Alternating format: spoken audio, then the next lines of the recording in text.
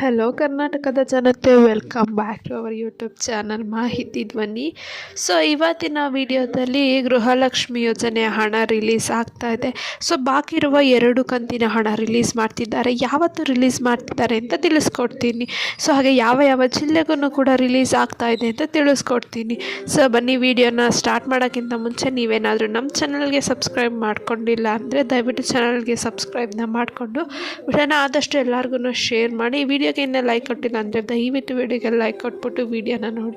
So ಹೌದು, ಏನು ಗೃಹಲಕ್ಷ್ಮಿ ಯೋಜನೆಯ ಬಾಕಿ ಇರುವ 2 ತಿಂಗಳಿನ ಹಣಕ್ಕೋಸ್ಕರ ಮಹಿಳೆಯರು ಕಾಯ್ತಾ ಇದ್ದಾರೆ. ಸೊ ಏನು ಲಕ್ಷ್ಮಿ ಹೆಬ್ಬಾಳ್ಕರ್ ಅವರು ಒಂದು ಸ್ಪಷ್ಟನೆಯನ್ನು ನೀಡಿದ್ದಾರೆ. ಗೃಹಲಕ್ಷ್ಮಿ ಯೋಜನೆ ಹಣನ ನಾವು ರಿಲೀಸ್ ಮಾಡ್ತಾ ಇದ್ದೀವಿ ಅಂತ. ದಸರಾ ಹಬ್ಬಕ್ಕೆ ಲಕ್ಷ್ಮಿ ಹೆಬ್ಬಾಳ್ಕರ್ ಒಂದು ಭರ್ಜರಿ ಗುಡ್ ನ್ಯೂಸ್ನೇ ಕೊಟ್ಟರು ಮಹಿಳೆಯರಿಗೆ. ಸೊ ಏನಪ್ಪ ಅಂದರೆ, ಹೌದು, ಗೃಹಲಕ್ಷ್ಮಿ ಯೋಜನೆಯ ಬಾಕಿ ಇರುವ 2 ಕಂತಿನ ಹಣನ ಅವರು ರಿಲೀಸ್ ಮಾಡ್ತಾ ಇದ್ದಾರಂತೆ. ಸೊ ಆಲ್ರೆಡಿ ಎಲ್ಲ ಪ್ರೊಸೆಸ್ಸು ಮುಗ್ದಿದೆ. ಬ್ಯಾಂಕಿಗೂ ಕೂಡ ಅವರು ಹಣನ ಕಳಿಸಿದ್ದಾರೆ. ಇನ್ನು DBT ಆಗೋದೊಂದೇ ಬಾಕಿ. ಹೌದಾ? ಹಾಗಿದ್ರೆ ಯಾವಾಗ ಹಣ ರಿಲೀಸ್ ಮಾಡ್ತಿದ್ದಾರೆ, ಯಾವ ಜಿಲ್ಲೆಗೆ ಹಣನ ರಿಲೀಸ್ ಮಾಡ್ತಾ ಇದ್ದಾರೆ ಮೊದಲನೇ ಹಂತದಲ್ಲಿ? ಸೊ ನಮಗೆ ಗೊತ್ತೇ ಇದೆ, ಗೃಹಲಕ್ಷ್ಮಿ ಯೋಜನೆ ಹಣನ ಹಂತವಾಗಿ ಜಿಲ್ಲೆ ವೈಸು ಹಾಕ್ತಾರೆ.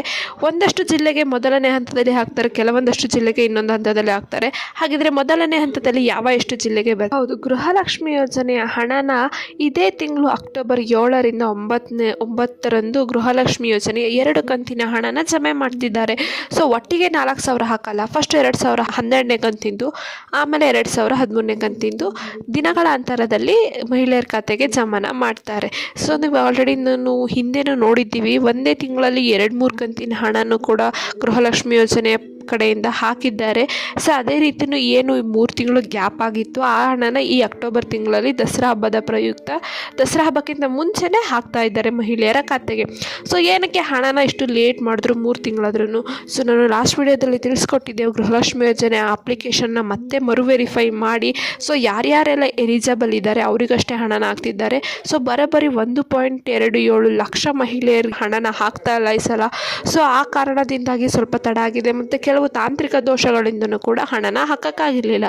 ಸೊ ಹೌದು, ಹಣ ಏನೋ ಬಿಡುಗಡೆ ಆಗ್ತಾ ಇದೆ, ಆದರೆ ಹಣನ ಪಡ್ಕೋಬೇಕು ಅಂದರೆ ಕೆಲವೊಂದಷ್ಟು ರೂಲ್ಸ್ನ ನಾವು ಫಾಲೋ ಮಾಡಲೇಬೇಕು ಮಹಿಳೆಯರು. ಏನಪ್ಪ ಅಂದರೆ, ನಿಮ್ಮ ಬ್ಯಾಂಕ್ ಖಾತೆಗೆ ಆಧಾರ್ ಲಿಂಕ್ ಆಗಿದೆಯಾ, ಮತ್ತು KYC ಆಗಿದೆಯಾ, NPCI ಮ್ಯಾಪಿಂಗ್ ಆಗಿದೆಯಾ. ಸೊ ಇದಿಷ್ಟು ನೀವು ಚೆಕ್ ಮಾಡ್ಕೋಬೇಕು. ಹಾಗೆ ಎಲ್ಲ ಕಡೆನೂ ನಿಮ್ಮ ಹೆಸರು, ವಿಳಾಸ ಎಲ್ಲ ಕರೆಕ್ಟಾಗಿದೆಯಾ ನೋಡ್ಕೋಬೇಕು. ಸೊ ಎಲ್ಲೂ ಸ್ಪೆಲ್ಲಿಂಗ್ ಮಿಸ್ಟೇಕ್ ಇರಬಾರ್ದು, ಎಲ್ಲೂ ಮಿಸ್ ಮ್ಯಾಚ್ ಇರಬಾರ್ದು. ನೇಮು, ವಿಳಾಸ ಎಲ್ಲ ದಾಖಲೆಗಳಲ್ಲಿ, ಲೈಕ್ ಆಧಾರ್ ಕಾರ್ಡ್ ಆಗಲಿ, ರೇಷನ್ ಕಾರ್ಡ್ ಆಗಲಿ, ನಿಮ್ಮ ಅಪ್ಲಿಕೇಶನ್ ಆಗಲಿ ಅಥವಾ ಬ್ಯಾಂಕ್ ಖಾತೆಯಲ್ಲಿ ಎಲ್ಲ ಕಡೆನೂ ಸೇವ್ ಇರಬೇಕು. ಸೊ ಇದಿಷ್ಟನ್ನು ಗಮನದಲ್ಲಿಟ್ಕೊಂಡ್ರೆ ನಿಮಗೂ ಕೂಡ ಬಾಕಿ ಇರುವ ಹಣ ಬರುತ್ತೆ. ಹಾಗಿದ್ರೆ ಯಾವ ಜಿಲ್ಲೆಗೆ ಹಣನ ರಿಲೀಸ್ ಮಾಡ್ತಿದ್ದಾರೆ?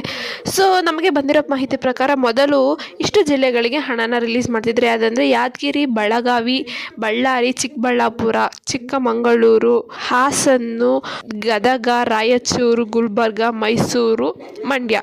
ಸೊ ಇಷ್ಟು ಜಿಲ್ಲೆಗೆ ಮೊದಲನೇ ಹಂತದಲ್ಲಿ ಹಣನ ರಿಲೀಸ್ ಮಾಡ್ತಿದ್ದಾರೆ, ಅದು ಅಕ್ಟೋಬರ್ 7ರಿಂದ. ಸೊ ಇದು ಗೃಹಲಕ್ಷ್ಮಿ ಯೋಜನೆ ರೀಸೆಂಟ್ ಅಪ್ಡೇಟ್ ಆಗಿರುತ್ತೆ. ಈ ಮಾಹಿತಿ ನಿಮಗೆ ಇಷ್ಟ ಆದರೆ ದಯವಿಟ್ಟು ಚಾನಲ್ಗೆ ಸಬ್ಸ್ಕ್ರೈಬ್ನ ಮಾಡಿಕೊಂಡು ವಿಡಿಯೋನ ಆದಷ್ಟು ಎಲ್ಲರಿಗೂ ಶೇರ್ ಮಾಡಿ ಅಂತ ಹೇಳ್ತಾ, ಯಾವುದೇ ಒಂದು ಮಾಹಿತಿ ಬೇಕಂತ ಕಮೆಂಟ್ನ ಮಾಡಿ. ಧನ್ಯವಾದಗಳು.